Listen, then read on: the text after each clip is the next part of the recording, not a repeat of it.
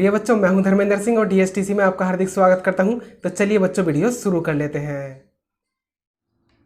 बच्चों, इस वीडियो में स्टार्ट करेंगे कक्षा 10 गणित एनसीईआरटी का चैप्टर नंबर 3 दो चर वाले रैखिक समीकरण युग्म, और इसकी एक्सरसाइज करेंगे 3.2। और ये एक्सरसाइज शुरू करने से पहले कुछ प्रतिबंध है बच्चों, तो सबसे पहले हम प्रतिबंध करेंगे। तो चलिए स्टार्ट करते हैं प्रतिबंध। तो यहाँ पर जो एक्सरसाइज है हमारी एक्सरसाइज 3.2 है। तो एक्सरसाइज 3.2 करेंगे, और इसमें एक्सरसाइज शुरू करने से पहले ये प्रतिबंध है, तो इसमें हम लिख लेते हैं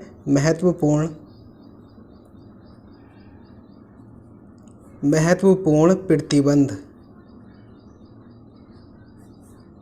तो ये जो प्रतिबंध है महत्वपूर्ण प्रतिबंध है बच्चों, तो ये पता होने चाहिए ज़रूर। तो यहाँ पर देखिए, जो यहाँ पर हमें दो समीकरणें मिलती हैं दी हुई। तो इसमें जो दोनों समीकरणें हैं उनका जो व्यापक रूप है, मैंने जो पहली वीडियो थी इस चैप्टर की, जो सबसे पहली वीडियो थी उसमें मैंने बता दिया था, लेकिन यहाँ पर मैं दोबारा से लिखा देता हूँ। तो यहाँ पर हम लिखेंगे माना दो रैखिक समीकरण। रैखिक समीकरण भी कैसी हैं बच्चों? दो चर वाली रैखिक समीकरण है, ध्यान रखना, क्योंकि रैखिक समीकरण तो एक चर में भी होती है, तो यहाँ पर दो चर वाली रैखिक समीकरण है। तो माना दो रैखिक समीकरण a1x plus b1y plus c1 बराबर 0, तथा दूसरी जो रैखिक समीकरण है वो है a2x plus b2y plus c2 बराबर 0 है, जहाँ a1 बराबर नहीं 0, कोमा b1 बराबर नहीं 0, कोमा a2 बराबर नहीं 0, तथा b2 बराबर नहीं 0 है। यानी कि ध्यान से समझिए बच्चों, यहाँ पर दो रैखिक समीकरण क्या है, हमारे पास जो व्यापक रूप है रैखिक समीकरणों का, दो रैखिक समीकरणों का जो व्यापक रूप है वो मैंने यहाँ पर लिखा है। पहली समीकरण का व्यापक रूप है a1x plus b1y plus c1 बराबर 0, और दूसरी जो समीकरण है उसका व्यापक रूप है a2x plus b2y plus c2 बराबर 0। तो इसमें यहाँ पर देखिए, जो x का गुणांक है, यानी कि यहाँ पर a1 और y का गुणांक b1, तो ये a1 और b1 क्या है, इन दोनों के मान a1 और b1 के मान क्या है, 0 नहीं होने चाहिए। और यहाँ पर जो x का गुणांक है a2 और y का गुणांक है b2, तो इन a2 और b2 के मान भी 0 नहीं होने चाहिए। तो यहाँ पर अब देखिए, जो पहला प्रतिबंध हमारा शुरू होता है वो इन दोनों समीकरणों पर ही आधारित है, इसलिए समीकरण मैंने पहले ही लिख दी हैं। तो यहाँ पर जो पहला प्रतिबंध है वो है यदि दोनों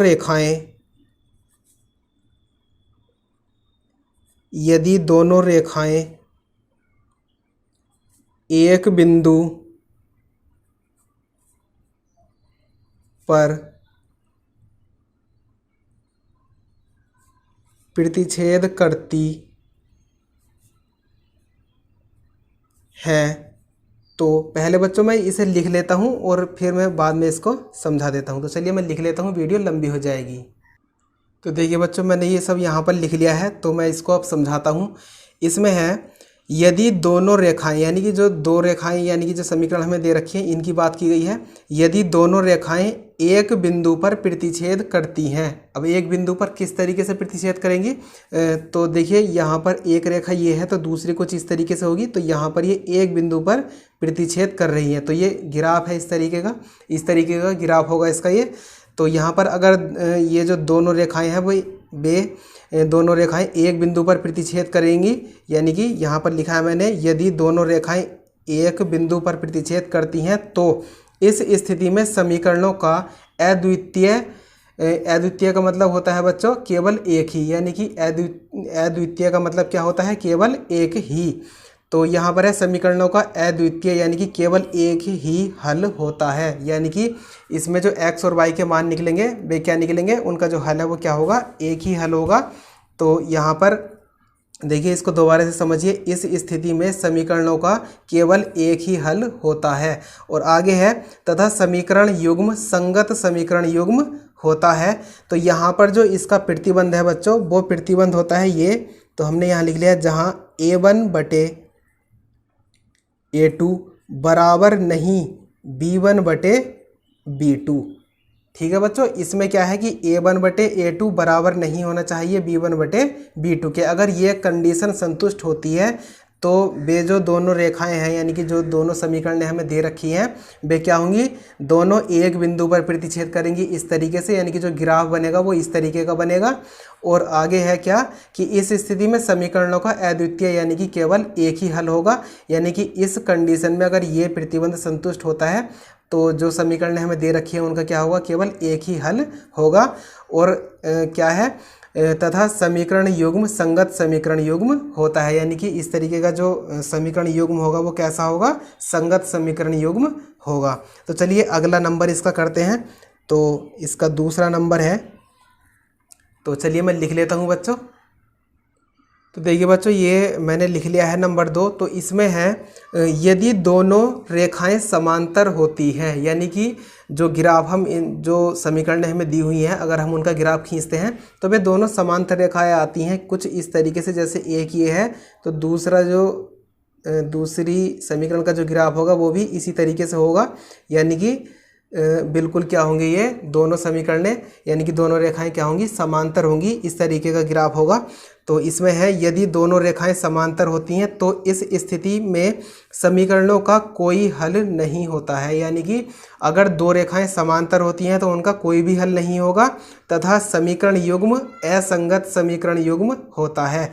यानी कि अगर दोनों रेखाएं क्या हैं, समांतर हैं, तो इस तरीके का जो समीकरण युग्म होता है वो असंगत समीकरण युग्म होता है। जहाँ यानी कि इसका जो प्रतिबंध है जैसे ये था तो ऐसे ही इसका भी एक प्रतिबंध है। तो वो प्रतिबंध है ये कि A1/A2 बराबर B1/B2 बराबर नहीं C1/C2। यानी कि इसमें देखिए A1/A2 बराबर B1/B2 और बराबर नहीं होना चाहिए क्या, C1/C2। ठीक है बच्चों, अगर ये कंडीशन संतुष्ट होती है तब जो दोनों रेखाएं हमें दे रखी हैं यानी कि जो दोनों समीकरण हमें दे रखी हैं वे क्या होंगी, समांतर रेखाएं होंगी। और क्या होगा कि इस स्थिति में समीकरणों का कोई हल नहीं होगा। और जो समीकरण युग्म है, जो समीकरणें हमें दे रखी हैं वो कैसा, उनका जो युग्म है वो कैसा होगा, असंगत समीकरण युग्म होगा।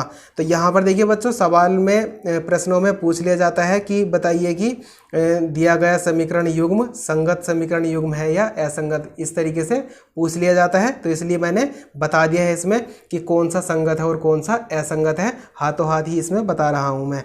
तो यहाँ पर ये ग्राफ है, इसका जो संगत का नाम आ रहा है बच्चों। ये जो समांतर रेखाएं हैं इनका ग्राफ कुछ इस तरीके का होता है और जो प्रतिच्छेद करती हैं एक बिंदु पर उनका ग्राफ कुछ इस तरीके का होता है बच्चों। आगे करेंगे अभी हम इसके सवाल।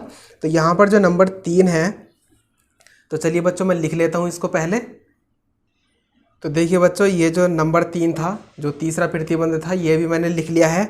और इसमें है यदि दोनों रेखाएं समपाती होती हैं। तो समपाती का मतलब क्या है, देखिए अब जब ये जो है समपाती यानी कि दोनों रेखाएं क्या है, समपाती हैं, तो इसका जो ग्राफ होगा बच्चों तो वो ग्राफ इसका कुछ इस तरीके का होगा। मान लीजिए कि पहली समीकरण का जो ग्राफ है मान लीजिए इस तरीके से आया है तो दूसरा भी बिल्कुल ऐसे ही आएगा, यानी कि इसी के ऊपर आएगा या इसी के नीचे आएगा, वो भी बिल्कुल ऐसे ही होगा। मान लीजिए कि एक का ग्राफ इस तरीके से आया है तो दूसरा भी ऐसे ही आएगा, बस आगे पीछे हो सकता है, इससे कोई फर्क नहीं पड़ेगा।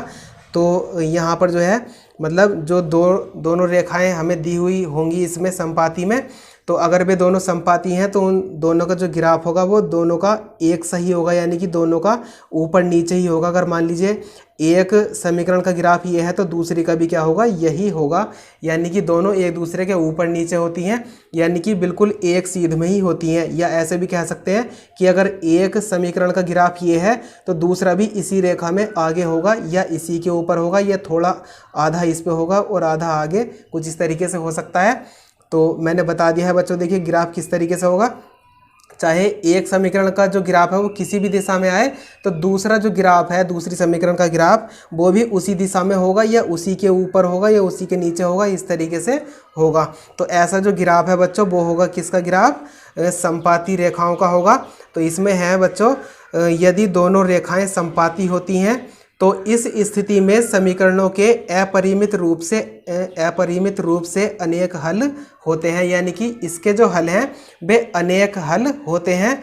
तो और यहाँ पर है आगे कि तथा समीकरण युग्म संगत समीकरण युग्म होता है, यानी कि इसमें जो समीकरण युग्म होगा दिया हुआ वो किस प्रकार का होगा? वो संगत समीकरण युग्म होगा। और जहाँ इसमें जो यानी कि जो इसका प्रतिबंध है वो है ये, यानी कि A1 बटे A2 बराबर B1 बटे B2 और बराबर क्या होगा बच्चों? C1 बटे C2। तो यहाँ पर ये प्रतिबंध याद करने ज़रूरी है बच्चों, इनके बिना अगर ये प्रतिबंध आपने याद नहीं किए तो सवाल इसके सोल्व नहीं हो पाएंगे।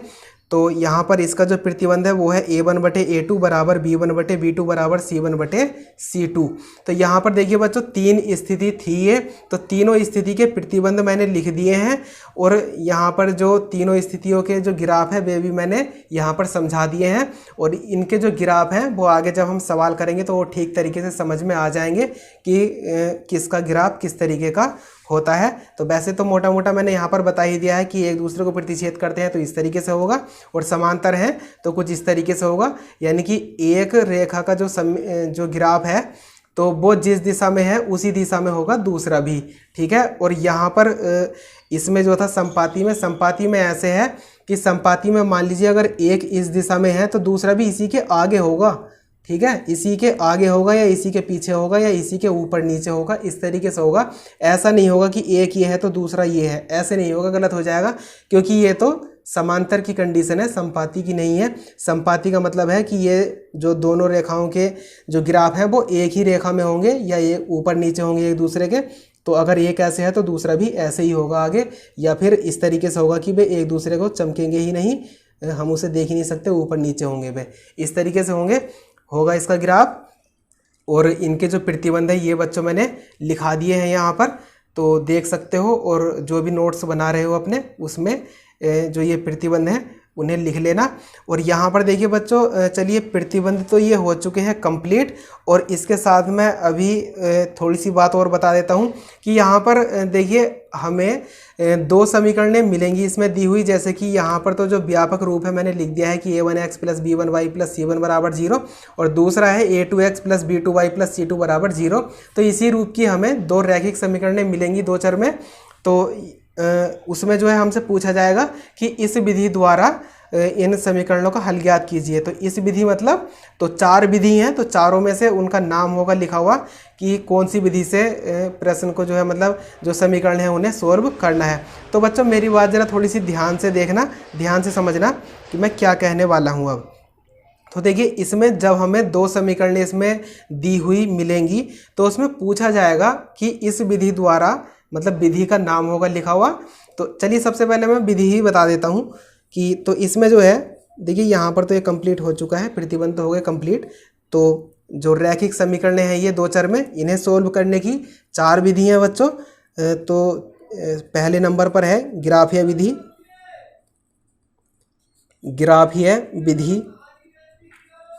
दूसरे नंबर पर है प्रतिस्थापन विधि,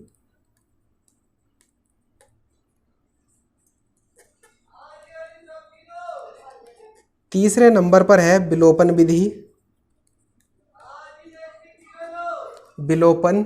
विधि, और चौथे नंबर पर है वज्र गुणन